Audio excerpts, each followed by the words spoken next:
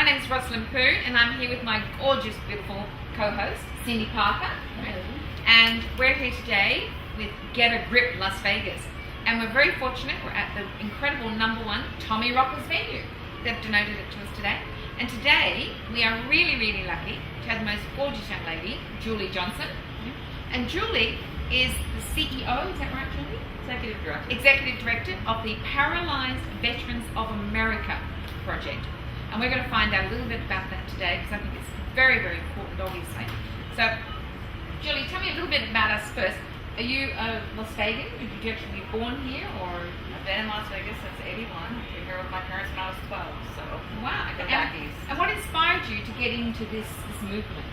Well, I started working with them, volunteering with them when I was working somewhere else.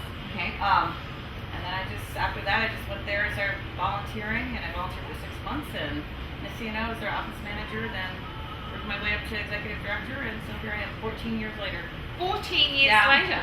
Yeah. As they say, you get, was it only 10 years for murder? So, sorry, it's Australian humour.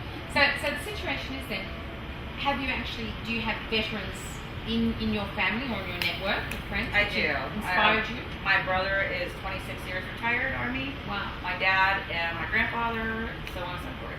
Oh, that's good. So it's a bit like a family sort of passion that you've developed. Definitely, passion. I think it's fantastic. So is it an association or is it a chapter? What do you call it? Is it a project? It's a national organization, and we are one of their chapters. So we are on the Nevada chapter.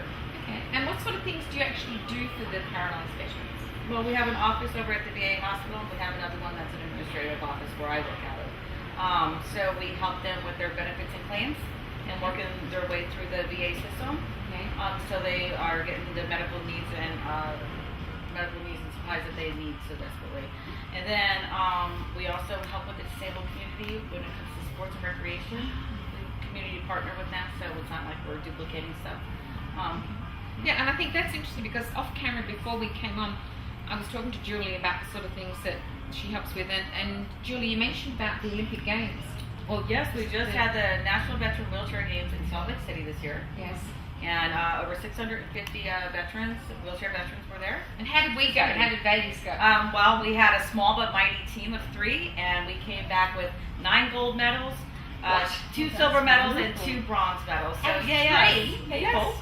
Yes. Wow. I mean, that's extraordinary. Yeah. And I think the sport actually is really good for people, isn't it? It helps their self-esteem. It helps them to sort of feel like they can still participate and do things. That's right. The camaraderie of it all, the health and fitness, just the overall wellness of it is just incredible.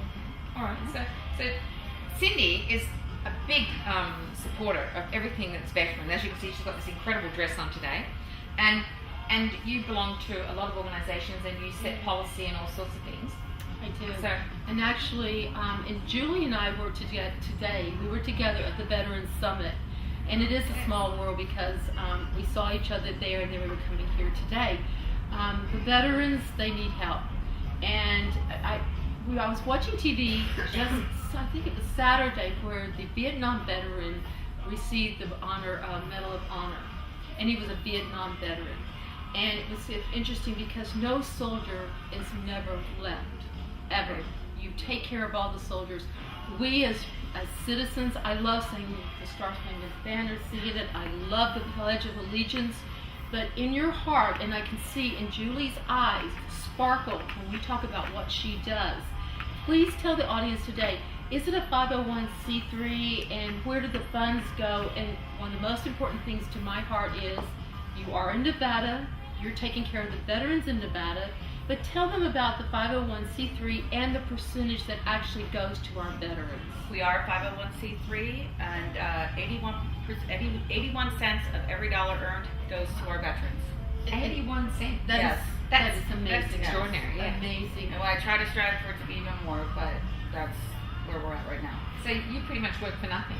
Well, sorry. I work for my heart too. Oh, good. She works for my community. Yes. I think that's obvious. So tell us how, if you were a veteran and you're paralyzed, because my concern was, how does this veteran become a member?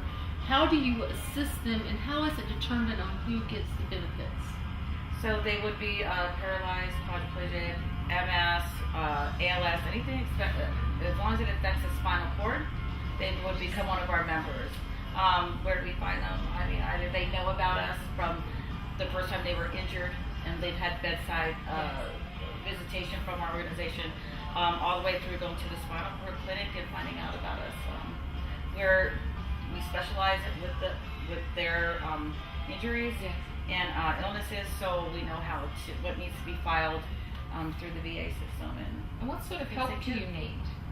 Well, from the community, from us. What sort of help do you need? there's always all sorts of stuff to help with, but we do have a program called Adopt a Vet, and this is where we get the basic needs to help low-income veterans Yes.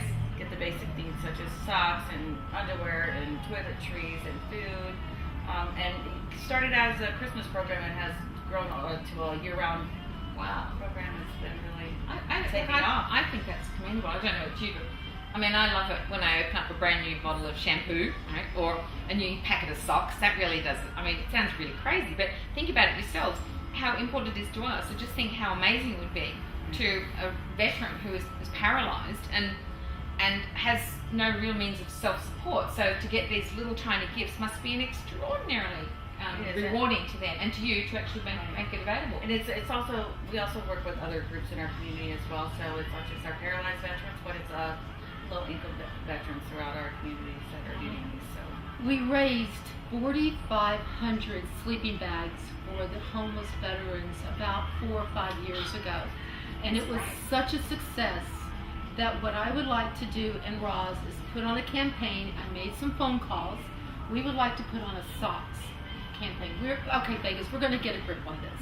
We are going to bring in socks. Wow. We will keep you updated on YouTube. How to get a hold of you is very important that I want you to explain to our audience. But what I would like to do is do a fundraiser, and everybody in the city of Vegas, because we all have such big hearts here. Las Vegas is an amazing town, and we want to take care of our veterans. So let's put a sock campaign together. We can have all kinds of socks. I already bought some over the weekend. They're pretty And cool. it's men and women, isn't it? Yes, men and women. Yes, men and women. Yes. And let's raise socks and do this. And we want to thank our producer for putting this on today. John was wonderful to bring this to the community. But we make a commitment right now on Get a Grip. There you go. Start a campaign. Absolutely. And we'll have it to you. Let's try to do it by Thanksgiving because it's a very important time of the year when things are getting cold. Yes. Time is getting cold.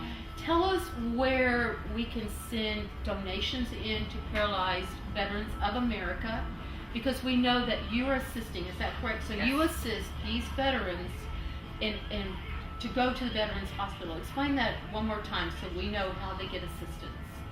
for their benefits in place, they go yes. to the VA hospital in the Veterans Benefits Department, and they just go through there and they ask for Paralyzed Veterans of America, or if they're with another organization that better suits them, you know. And then what is your Facebook? How do they contact you? Well, you can go to our website, which is NVPVA.org, or give me a call, 702-646-0040.